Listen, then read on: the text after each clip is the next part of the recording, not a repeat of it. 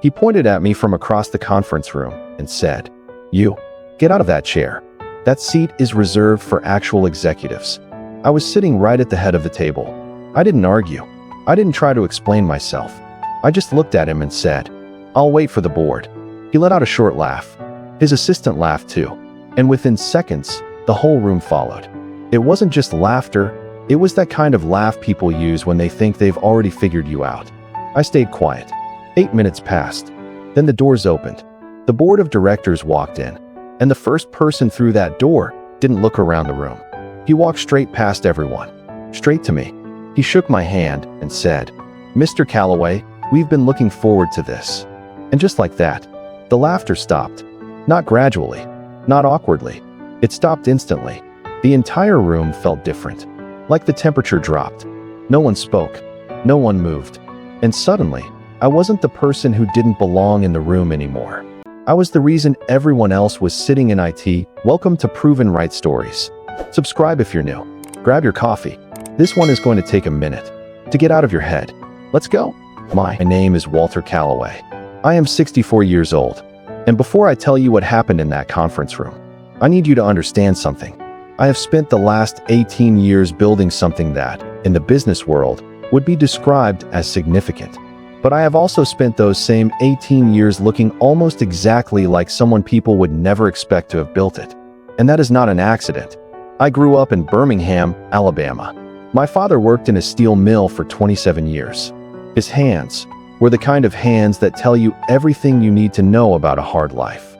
My mother cleaned offices at a downtown law firm 3 nights a week after finishing her shift at the grocery store. She cleaned the offices of lawyers who made in a single year what she didn't earn in 10. And she never once complained about it. Not once. But I saw her. For 12 years, I watched her walk into buildings where she was invisible. People would pass right by her like she wasn't there. And I never forgot what that felt like. To exist inside a place that didn't think you mattered. I carry that with me every day. Into every room I walk into. It might be the most useful thing my mother ever gave me. I founded Calloway Industrial Services in 2006. Facility management and maintenance for mid to large commercial properties. I started with a van, 2 employees, and 1 contract. That contract came through a property management firm that gave me a chance after my previous employer, a regional maintenance company I had worked for 11 years, went under. Their clients needed someone fast, someone reliable, someone who would just say yes and figure it out. That's how most real businesses start. Not with a vision board, not with a pitch deck, with a phone call, a deadline, and a decision to say yes before you feel ready.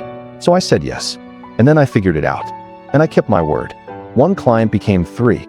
3 became 11. By 2012, Calloway Industrial Services had 47 employees and contracts across 3 states.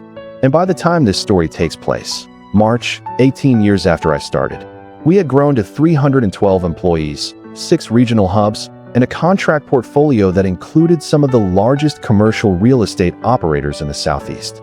I had been offered acquisition deals 3 times. I turned them all down. The company was mine. I built it, and I intended to keep it. But somewhere along the way, I made peace with something else too. Nothing about how I look gives any of that away. I am not a large man. I'm 64, with gray at my temples and reading glasses I have to hunt for most mornings. When I'm in the field, I wear work clothes, because I still go out there several days a week. And when I'm in meetings, I wear something slightly less worn. But I've never, not once in 18 years, dressed or acted in a way designed to make people believe I had money before they earned the right to know whether I did. My father didn't do that. My mother didn't do that. So I don't do it either. It's a habit that has cost me a few impatient looks from people who expect a certain kind of performance. But it's also given me something far more valuable. A very clear view of who people really are before they realize they're being watched. Here's your polished version with smoother cinematic flow, natural dialogue rhythm, and stronger emotional tension while keeping your original tone and structure intact. The meeting in Atlanta had been arranged by my attorney. A company called Meridian Properties Group, a large commercial real estate firm headquartered in Atlanta, was looking to consolidate its facility management across 14 properties.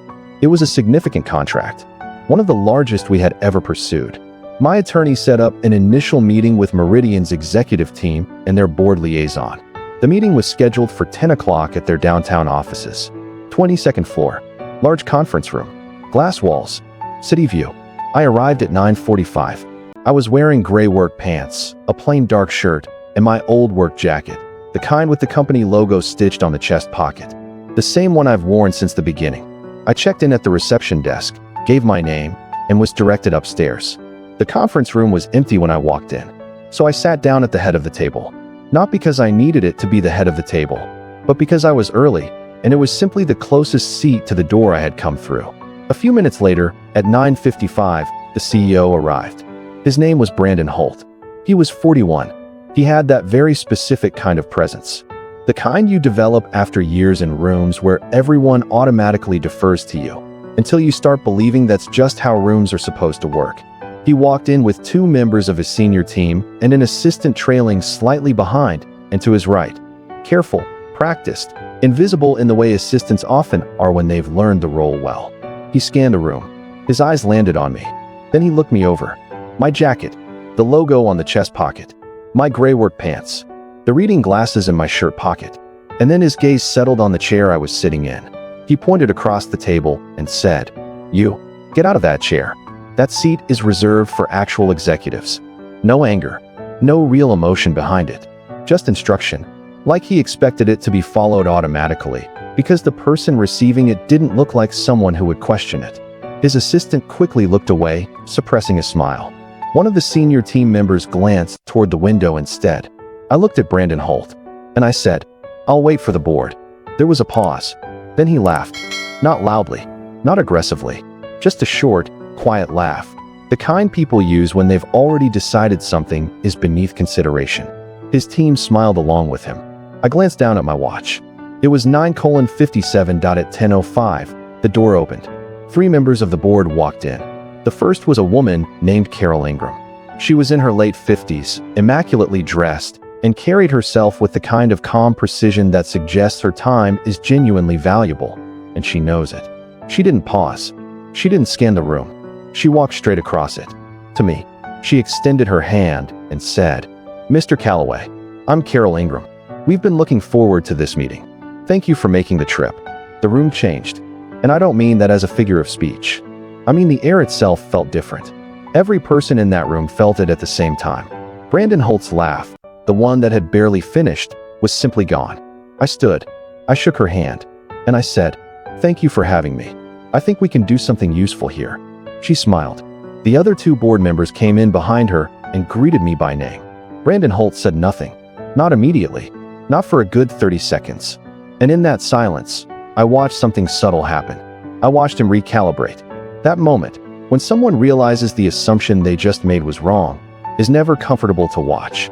And it's not something I particularly enjoy, either. I didn't enjoy it that morning. Not exactly. But I did think about my mother. Standing in those law firm offices at 11 o'clock at night, cleaning floors for people who would never know her name. I thought about that, and I let it stay with me. The meeting itself lasted 2 hours and 20 minutes. We covered everything: scope, pricing structure, transition timelines, staff integration protocols. I knew my numbers. I knew my operation. I knew exactly what we could deliver, when we could deliver it, and what it would cost.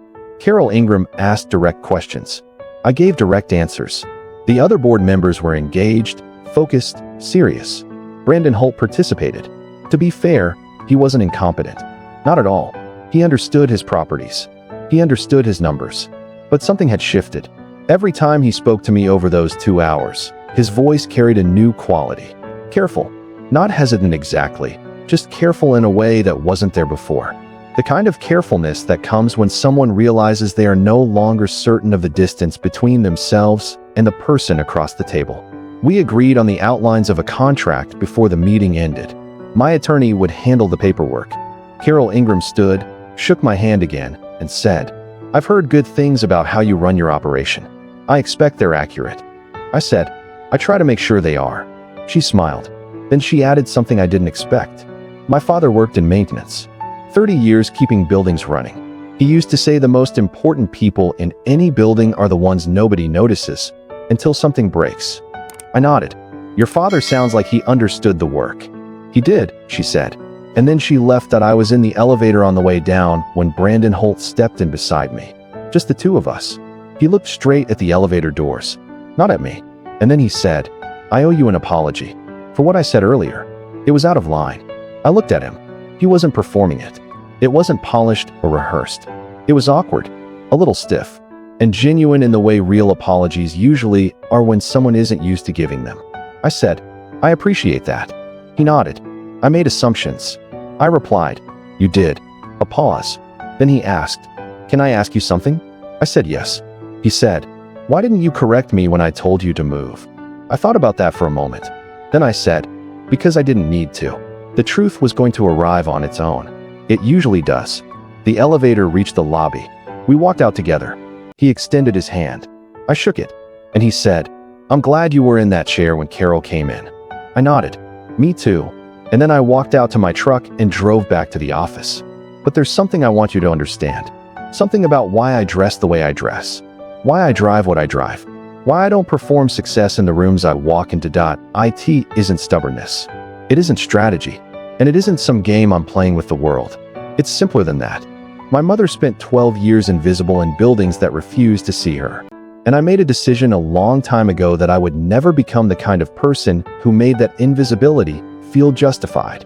The people who keep buildings running, the ones who show up before anyone else, stay after everyone leaves, and fix what no one notices until it breaks, aren't invisible because they matter less. They're invisible because people stopped looking. And I never want to stop looking. That's what those years watching my mother actually gave me. Not ambition, not even work ethic, not the business itself. Something deeper than all of that. The ability to look at someone and actually see them. That's the real thing. The contract with Meridian Properties was signed 6 weeks later. It's the largest single contract in Callaway Industrial Services history. Brandon Holt and I have now worked together for almost 2 years. He isn't the same man he was in that conference room. Or maybe he is, just without the certainty that first impressions are always right. Carol Ingram later told me she had specifically requested Callaway Industrial Services after reviewing our performance records in a state contractor database.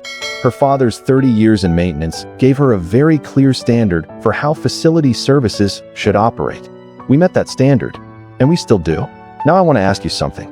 Have you ever been dismissed in the first 10 seconds by someone who decided who you were before you even spoke? Have you ever been the person in the wrong chair, in the old jacket, who already knew what was coming and chose to wait anyway? Tell me in the comments. I read every one. And if this story reminded you of someone, a parent, a mentor, someone who showed up every day in buildings that never learned their name, send this to them. Because the people who keep everything running deserve more than invisibility. I'll see you in the next one.